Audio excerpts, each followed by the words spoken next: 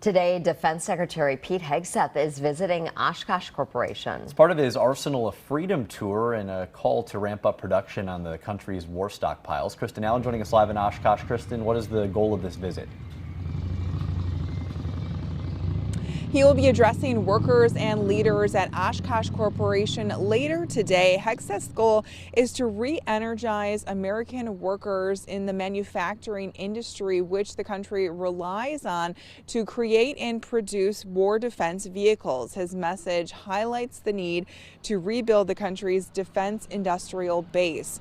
Hegseth says the tour will champion a new approach to defense acquisition, prioritizing speed and innovation. The goal, he says, is to create a defense ecosystem that is capable of delivering the tools our warfighters need when they need them and secure freedom for future generations.